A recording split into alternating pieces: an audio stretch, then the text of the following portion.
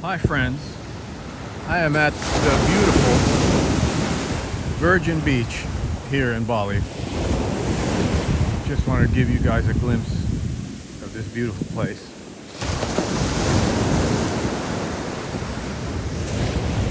About a 2-hour ride from where I'm staying in Ubud, and I just wanted to make this video for you guys because I get a lot of questions about why I live in Bali, or I'm trying to live in Bali, why I moved to this area of the world. And the answer is very simple. I've been traveling my whole career, basically. I've been on the road almost my entire career. So it's given me the opportunity to see different things, different places, experience different, ways of living and ideas about living. But after a while, after years and years of being on the road, I found it hard to come back to the United States. And one of the biggest reasons for me that I have a hard time living there is because of one thing most of all. That I realized when I was young, when I was a kid, and this is brutal, but I had been groomed for war. I'd been groomed to be a soldier in school, in magazines, media, movies.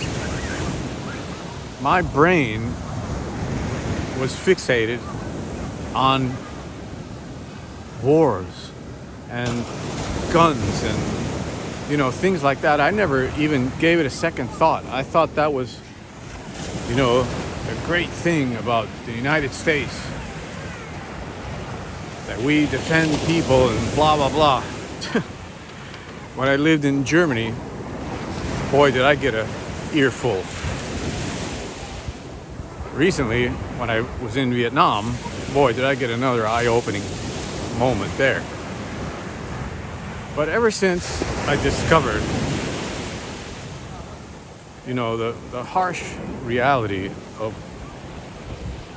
that country, the warlike nature, the never-ending wars, and the killing and the mass, I just really can't deal with it. I don't want to be a part of it. I don't want my money being spent on wars. I can't tell you how much of a shocker it was to me to discover my mindset had been so manipulated when I was a kid to think these ways. In fact, when I turned 17, I was in high school. A recruiter came to my high school. And boy, it gave us the whole, you gotta serve your country. And man, I was like right in there. I was ready to sign up. They even flew me to San Francisco to audition for the band, for the Army band. Which actually was the Air Force band. And I had passed all the tests, and I did the physical and the day of the final signing that I would be in the Army, my dad stopped the whole thing. The recruiter came to my house, and my father said, no, this is a big mistake. He's not going to do it. I don't give permission. He's 17, blah, blah, blah. He's not going to turn 18 and go to war, and blah, blah, blah. He understood a little better how things worked. I was just completely like a brainwashed patriot kid who didn't even understand what patriotism was. Just read too many comic books and seen too many movies about war, and that was my perspective. I didn't understand that the Vietnam was a horrible, horrible mistake. That it was totally corrupt. And I didn't understand about World War II either.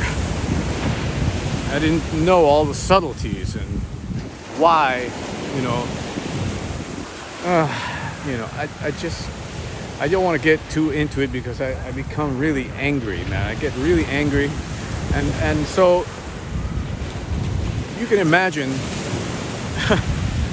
for me to leave the United States, leave, let's say, you know, the musicians there, the drumming and because let's face it, still a lot of musicians live there and they're very good and, you know, better than almost any part of the world.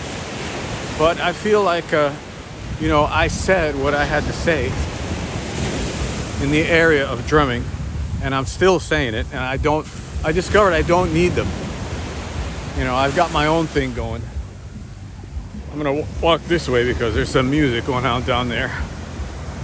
I've got my own thing going, and I don't need those guys to do anything. In fact, my career took off even more when I lived in Europe.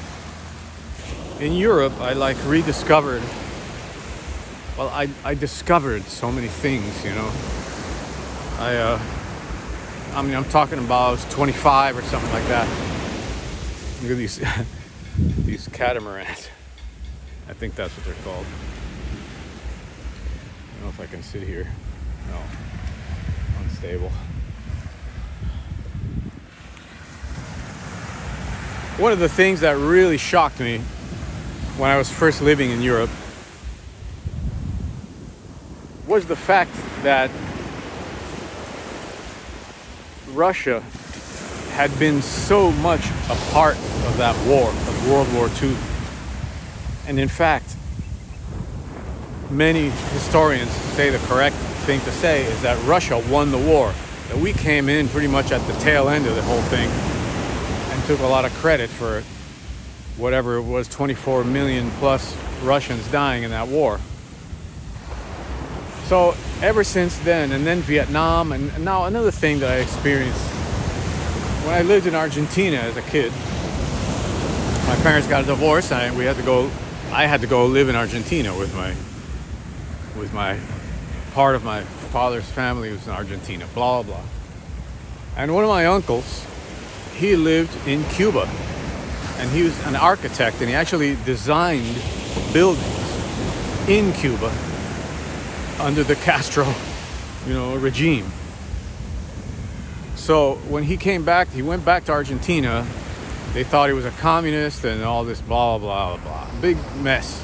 And every once in a while, the military police would break into the house, hold us all, you know, against the wall with a machine gun, and they would search the whole house for a document. You know, I don't know what the hell they were searching for. I was like 10 years old or 11. And so I know what it's like to have a machine gun pointed at you with soldiers standing in front of you. That's gnarly. And you look at these kids, I remember, you know, I still remember to this day, they were kids, you know, not any older than 19 and 18. But the image of machine guns, many of them in the house where I was living, has never left me.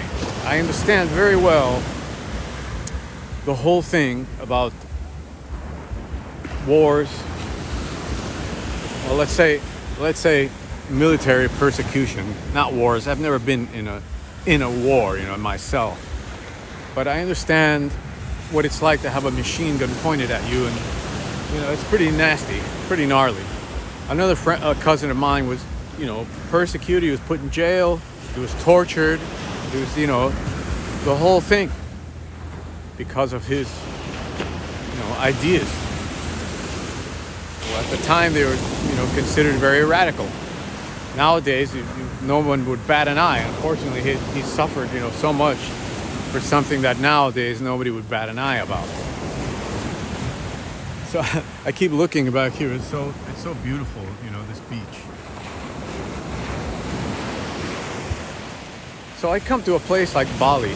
Yes, Bali has a history with the United States, and there's many things that they have forgiven us for. and that I wasn't aware of. Like in the 70s, there was a military coup, caused by the United States and blah, blah, blah. And it was a giant mess. And,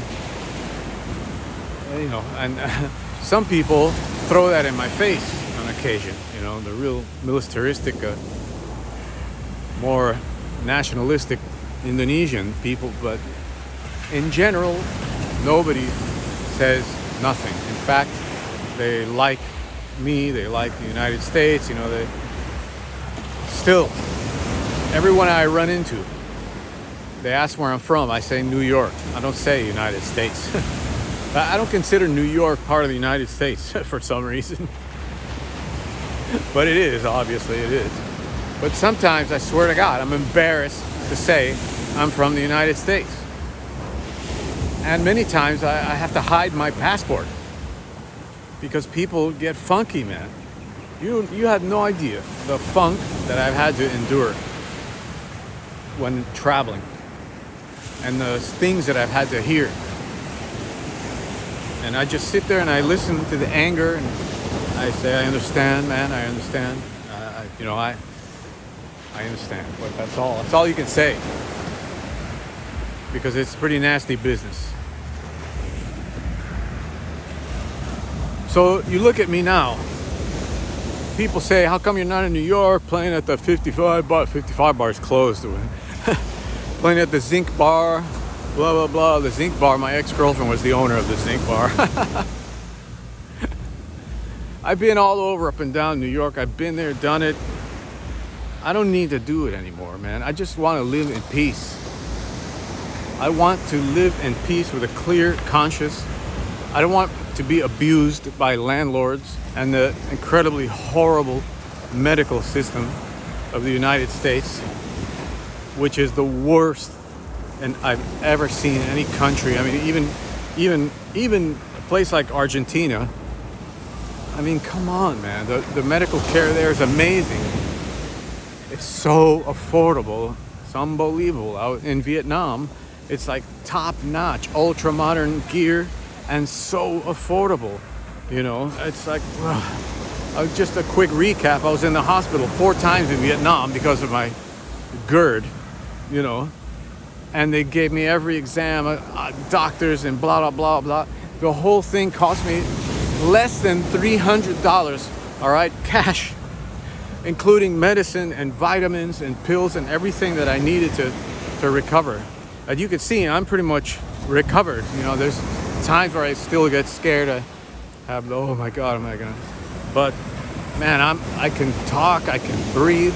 It's incredible what the Vietnam people did for me, the medical system there. If that would have been in the United States, I would have gone completely bankrupt. I would have never been able to pay, period. So, but so the main reason, getting back to the main reason, I refuse to be a part of that military operation. I see that country as one big military operation now, with an army, military force 20 times larger in size than all countries of the world put together. Man, that's gotta end. Oh my God. The seawater got me. I managed to escape. Tide's getting high. Sorry.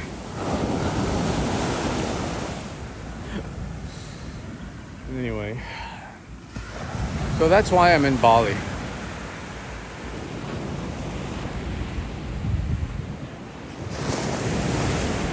I'm in Bali because I'm free.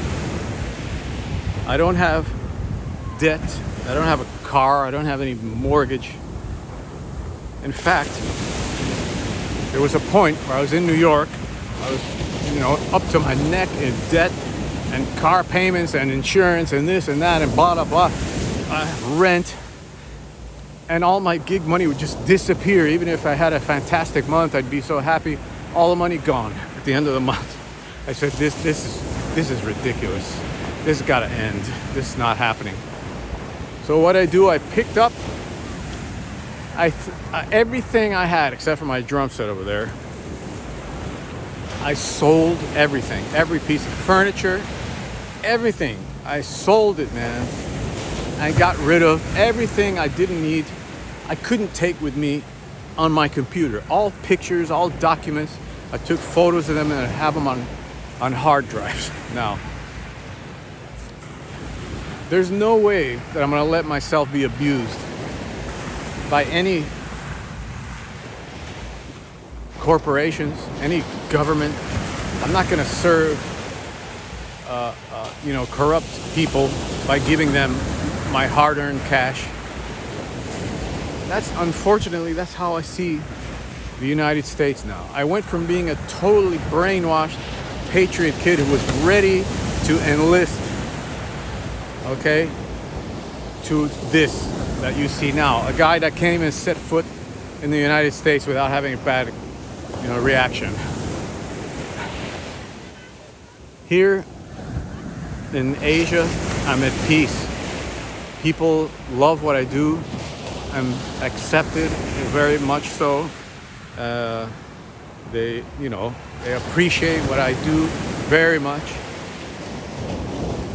Like, I must say, like everywhere, in Brazil too, and Europe and South America in general. I get to the United States and it's like, you can't, there's a saying, you can't be a hero in your own hometown. And that seems to be the case. Now, I'm not saying that, I don't gig over there. There's whatever there is to do, I do it when I'm there. But there's just not a lot to do either. A lot of stuff I generated myself. And the things that I got there, last time I was in LA visiting my parents. I just have to. It's so beautiful here. My friend Jimmy Brantley got me, and other drummers threw stuff my way, but it's just like $100 thing here, 100 there. I just don't see anybody like gigging like the way it used to be. So what am I going to be in that country for, especially in LA? What for? To play casuals? Just to make a living? I don't have a family. I don't have to make a living for anybody but myself. So I'm free. And that freedom means I don't have to participate in things that I don't like, that I am morally against, like war, violence. I am totally opposed to all that stuff. As a matter of fact, I hate to say it. I don't hate to say it, I'll say it out loud. If I would have been older and would have been eligible for the draft in Vietnam, I would have split the country. I'm not going over there to fight this totally illegal, corrupt war. No way. And at the time, that was a very, weird thing to do. But many people escaped. And thank God they did. I mean, I know a lot of guys also who went to serve in Vietnam. I feel sorry for them. And they talk about it proudly as if it's some, great thing. I understand the soldier's mentality because I have friends who were soldiers, and they for the most part, they all regret what they did, what they had to do or they were forced to do, whatever. So this is my life now. This compared to somebody taking my money and doing whatever they want with it. No sirree, Bob. No thank you. That's my confession for today. And I think it's an important point because people keep asking me, why aren't you in New York? Why come you not playing? This is why. The number one reason, because I refuse to be a part of that system. I'm not going to let myself be subject also to the horrible, horrible U.S. healthcare system, which I see my friends suffering through also, when there's so many more options in the world. I mean, unbelievably great options. So anyway, I seriously hope that you guys will have an open mind when I'm talking about this stuff, and not think I'm crazy, or not think I'm whatever, a deserter of my country. You know, first of all, I don't think anybody has a country. You know, I look at our situation in the universe. When you start to understand your position in the universe, we're all on a speck of dust floating in the middle of nowhere, and the only thing we have is each other. And this is the best we can do? Go to war and money and all this, you know, I just can't. Drumming is one of the most beautiful things in my life. And anybody that I come in contact with, I want to pass that, you know, feeling on to, because that's what saved me in so many ways. You know, that's what saved my life, drumming. And it can save other people too, or it could just provide pleasure or whatever. It just, you know, it's an amazing thing. It has lots of witchcraft involved, you know, a lot of hidden powers in drumming. So it's really crazy. I keep switching it to this view for you guys because it's important. So yeah, that's my confession for today. Drumming is beautiful. Life is so short. We just had another great percussion master pass away, Zakir Hussain. And you know, those are other things that drove me to travel and sell all my stuff and do what I want to do. A friend of mine died, and he was very young, and it was like, what? Unbelievable. Nobody ever thought that, you know. So I said, no, man, life is short. I'm not going to be living this way. So that's my confession, folks. I hope you like this video. I hope you will subscribe to the lesson site if you love drumming. We have the elite program going. We have Malta Drummers Intensive Day coming. Lots of drumming events coming up. I have hand consultations, and I have Bali, which sooner or later I'm going to try to do a drumming event here in Bali to get all you guys to come here, and we're going to have a giant drumming event. What a beautiful thing that would be. One of these days. I have to sort it out, you know, legally and all that stuff, but it's going to happen sooner or later. Look at this. This is life, man. This is life. Look at that beautiful, beautiful sky, beautiful ocean. All right, my friends. Peace out wherever you are. Thanks for watching.